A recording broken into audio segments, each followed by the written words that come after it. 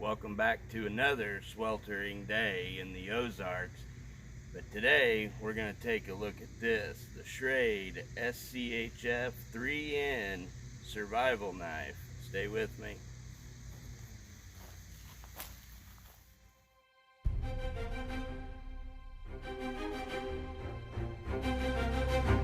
Welcome back. Well, glad you guys hung with me as always. So, like I said, here we are going to take a look at this Schrade SCHF3N. And now they're calling this a survival knife. And sure, I guess. For me, it isn't the perfect survival knife, however. But, you know, they're not, high cost. This usually runs around $50 or so, of course, depending on where you get it. And of course, any of you out there that are well versed in your knives, then you know that this is Schrade's copy of the Chris Reeve Pacific. And I'll roll a picture of it in right there for you to check out, and you'll see it's more or less the same exact design. Now they have changed it a little bit, to make it to where they can get by with it, but for the most part it's a copy. And I don't know that I would say a good copy. One thing, and I've not had the Chris Reeve Pacific in my hands, unfortunately. I would like to, but I haven't.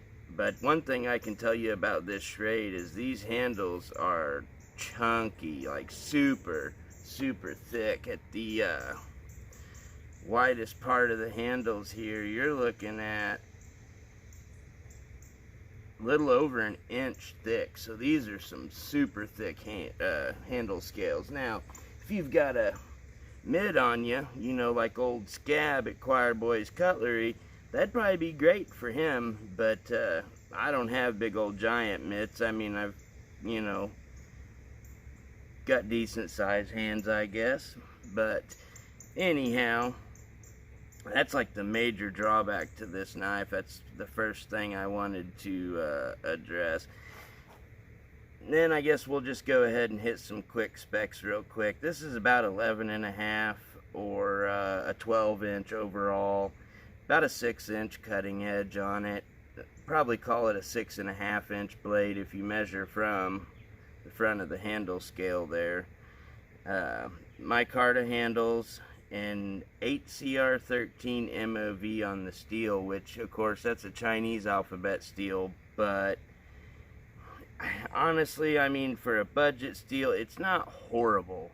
It's not great by any means, but it's not horrible, and it is relatively tough. Now, would I rather it be made out of 1095? Of course I would, but they went with the 8CR13 MOV on this one to, have the stainless qualities.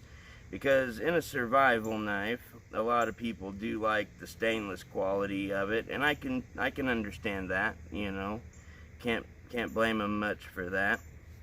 A quick look at the sheath here. Pretty well just your typical cheap nylon sheath, pocket, plastic insert, all kinds of cord. It does come with plenty of cord though for lashing it any way that you want to.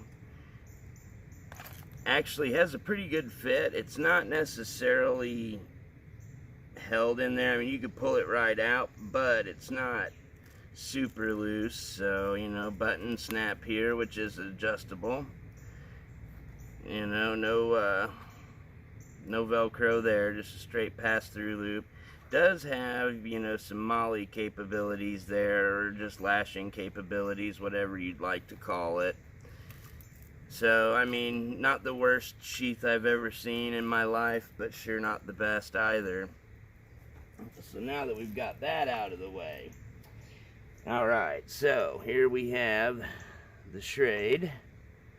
Now, another knife that this thing is very similar to would be the Benchmade Arvensis here, which again You know, that's made by Siebert Design.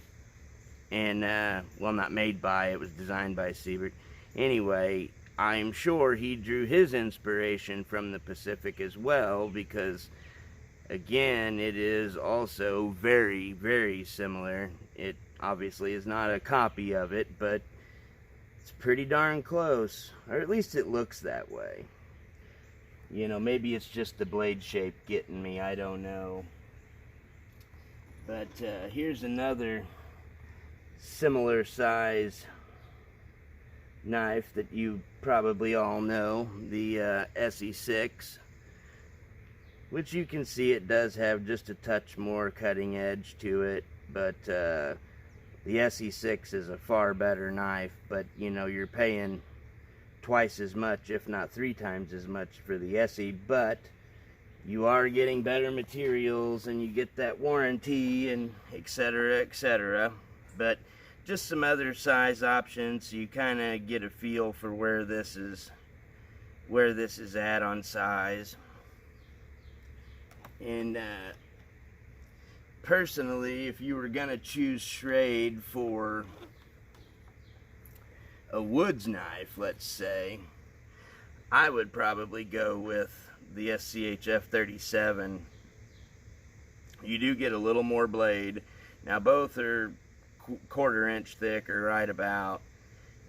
Also both have hollow grind on them, but I think this 37 as a woods knife would be better than this one.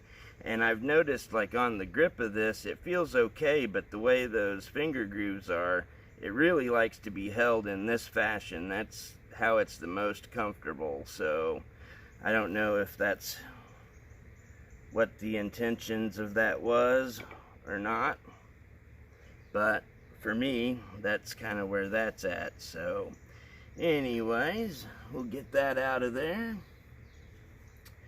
And I don't know what else can be said about it other than let's get to testing it.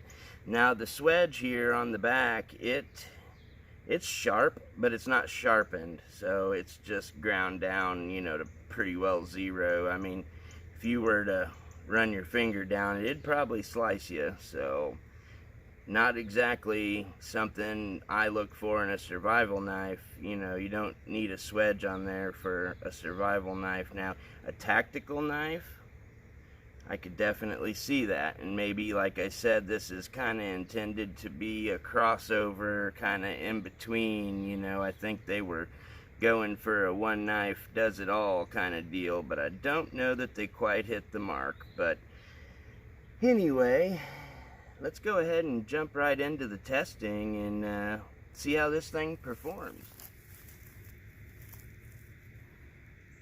All right, probably not quite exactly what you were planning, or you thought I was gonna test first, but this here, thumb size or so, not real big. You know, we're in a survival situation here.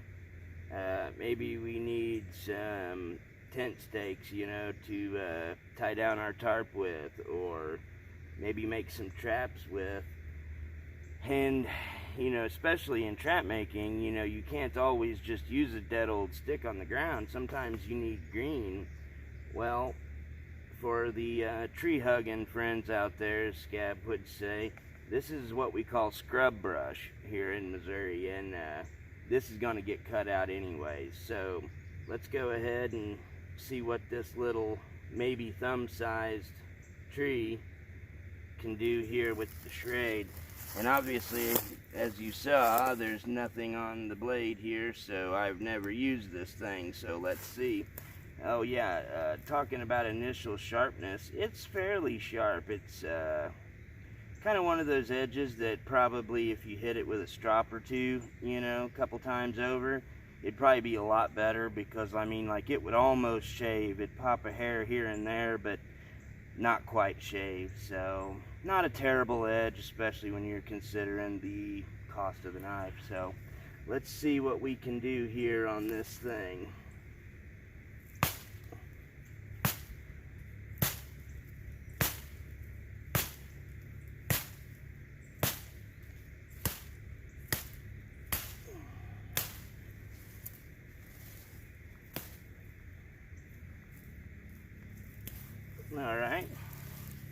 Wasn't too much work. Probably could have done that a little easier, but not too shabby.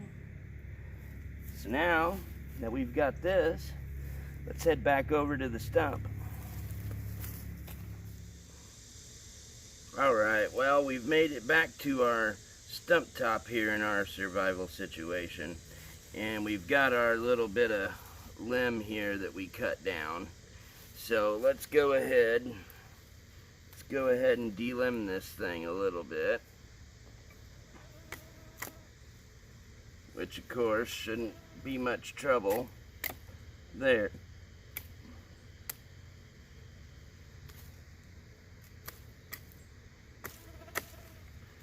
Yeah, I mean, it's not having any trouble stripping those off.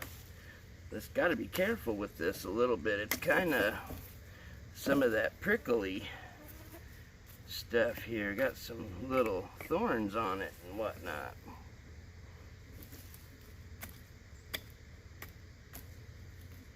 So yeah, no trouble there. Of course, we didn't think there would be any. Chop that right off.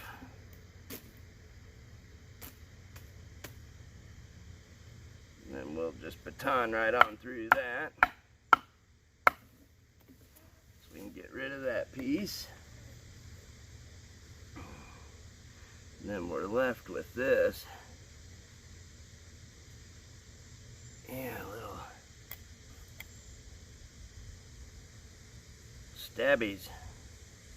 stabbies on it. That's why this stuff gets cut down. Now we've got our stick here that we're going to use for a tent stake or trap, whatever. Alright, cut that off, no sweat. Now let's go ahead and notch this thing. Got to be careful not to slice it in half here, or baton it in half rather. Nice little easy strikes there. And let's see. Oh yeah, no sweat going through this green stuff. I mean, it, like I said, the edge is not horrible on it, it's just not great.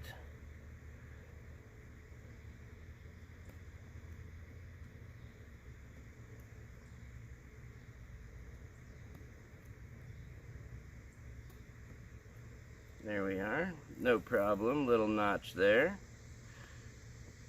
And then we kind of need to cut this off a little bit better. Okay, so we can kind of chamfer the end just a little bit here to keep it from busting out if we were to hammer it into the ground.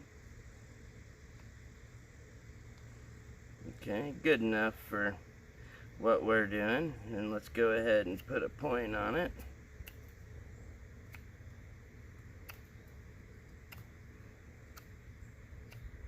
And yeah, of course, since this is green, it's gonna carve a lot easier than something that's all dead, more than likely. It's not really wanting to take deep bites. I'm guessing might have something to do with being a 1/4 inch, you know, hollow ground. Probably pretty thick behind the edge, I would imagine. Yeah, it's pretty thick behind the edge.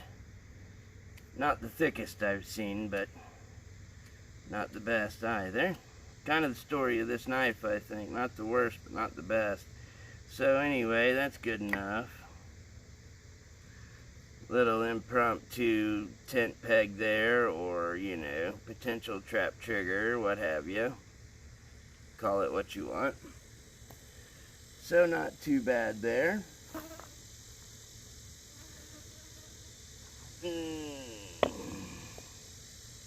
Might as well get right down to it here.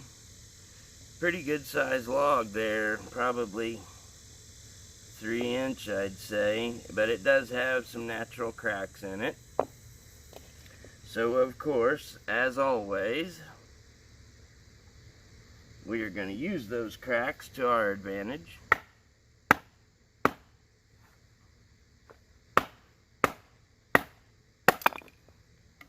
There we are, no problem.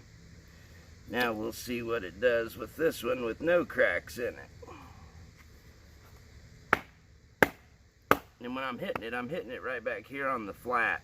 I'm not trying to hit this swedge out here. I mean, it'll really tear your baton up. Yeah, no problem there.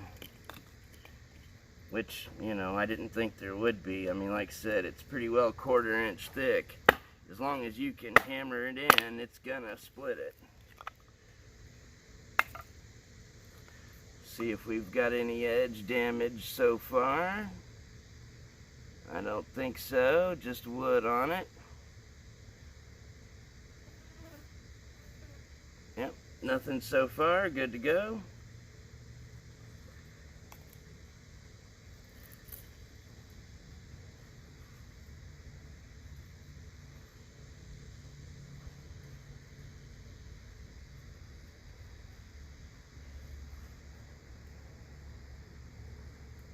Definitely not what I would want to choose for feathering. But, I mean, I guess if, you know, you practiced with it a little bit, it probably wouldn't be horrible. You know, not gonna do what a bushcraft knife would do, obviously, but this isn't supposed to be, or it's unintended to be a bushcraft knife. Could you use it for that? Probably.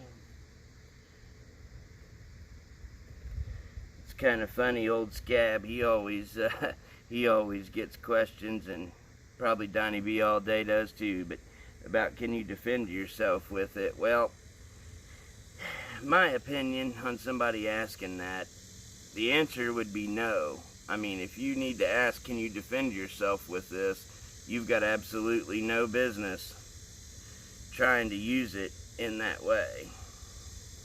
That's just my opinion, but, well, little something there. I mean, that's not terrible. It would probably light. And we'll see if it will, because I don't know about this spine being good enough to strike a ferro rod. We'll see.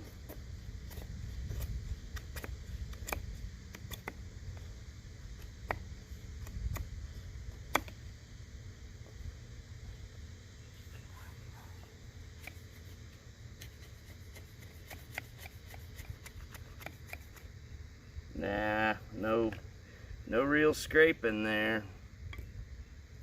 So we'll see. And I kind of figured that it wouldn't be a good enough edge, so grabbed this little chintzy thing, which one of these little UST jobs, which you see a lot in survival kits and such, because it comes with the striker and everything on it. Now, I wasn't real impressed with this even. Hold on, let me hold it right here. Does it spark? Yeah, but my goodness, you ain't gonna get nothing lit up with that. But let's just see if this thing can. Oh yeah. Sparks a lot better than it shaves.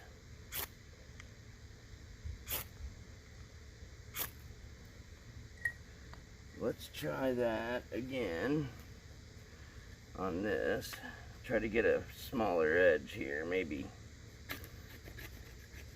we can get something.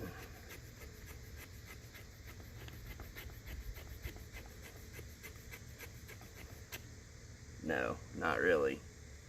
It just doesn't want to scrape.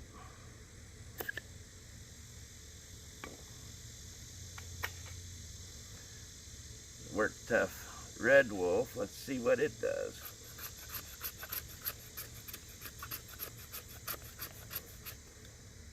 See, it'll scrape. Good spine on it.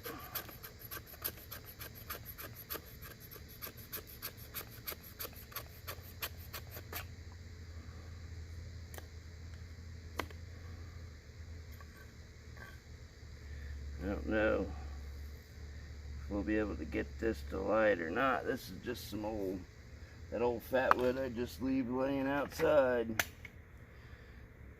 And with this teeny tiny ferro rod, let's see. We're going to use this technique because this one is about the most effective, and I never hardly see anybody use it. Get everything lined up here good.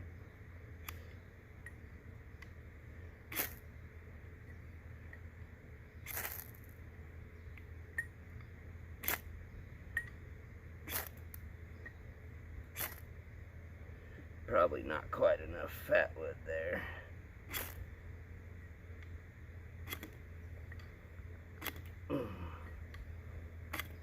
Nope.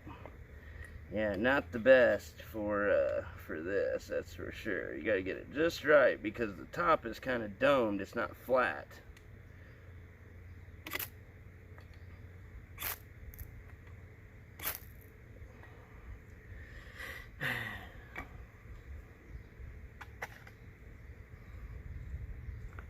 Let's try this. Just see. Granted, this little tiny rod is probably a lot of it, but that's why I wanted to bring this one.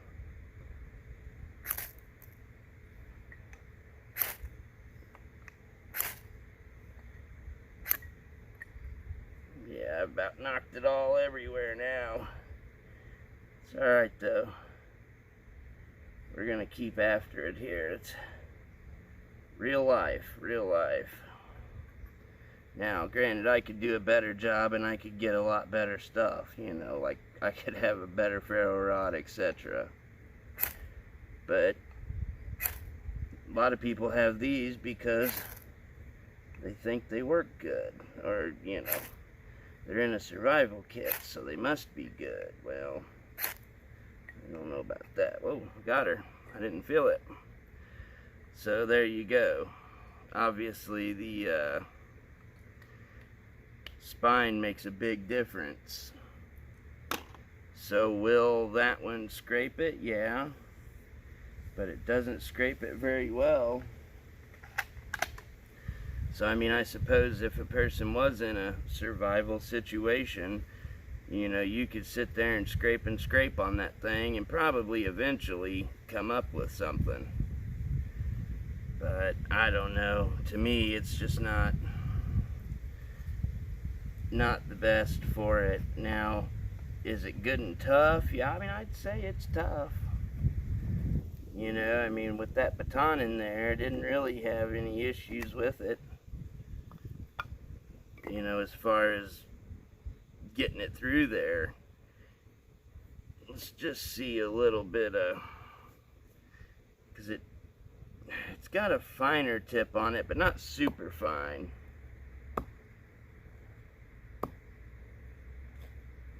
Yeah, I mean, it's not bad. I wouldn't be overly concerned with it. I mean, unless you were trying to break it.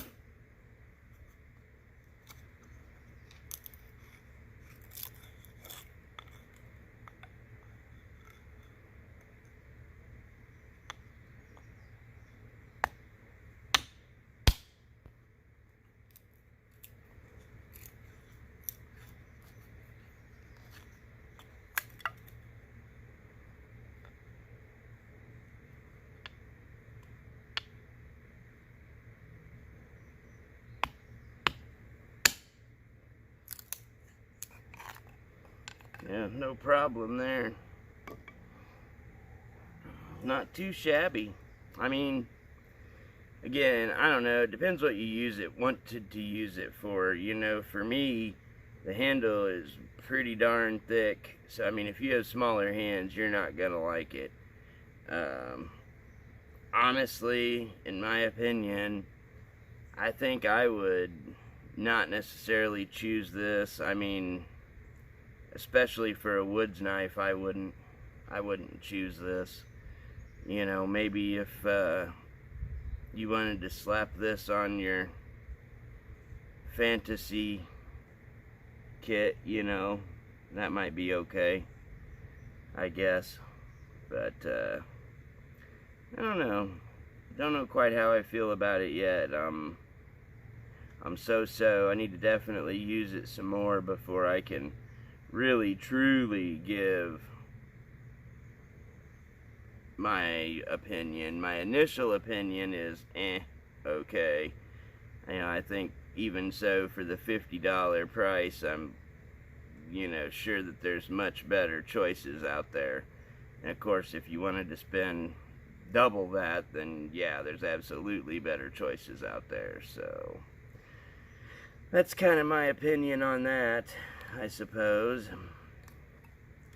But also, don't forget, we are getting close to our mark. Oh, I did forget one thing that I wanted to do. Let's see, after all that, let's see how it does with some paracord. Because, we might need to make cord for our traps. Oh yeah, it cuts it no problem. Yeah, no problem. Not the cleanest. I can probably get it a little cleaner. Not too shabby. I mean, it'll definitely do it. So anyway, moving along to our giveaway that we're going to be having. Now, this isn't the official giveaway video, but just to kind of show you some of the items that we're going to have in here on this giveaway. Going to do an Olight i3T EOS and Olight i5T EOS. Bigfoot Bushcraft is supposed to be sending some items for the giveaway. This is out of the last bunch they sent me, of course, but just to kind of show you what they'll send, probably something along these lines. Gonna have a little Schrade, Old Timer made by Schrade. Little pocket knife there, and a little pocket sharpener, and that's just so far.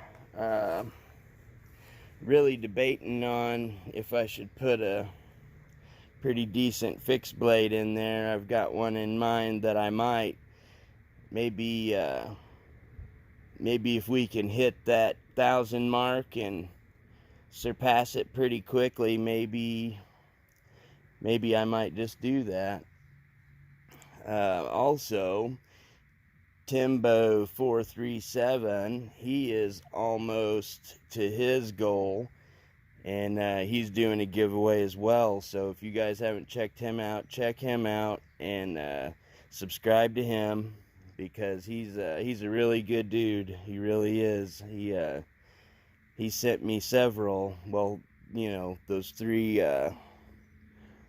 knives that we did not too long ago. He sent me those, and I mean, that was about $1,000 worth of knives he sent me. So I mean, that speaks volume for somebody. Most people don't just do that. So super cool. Check him out.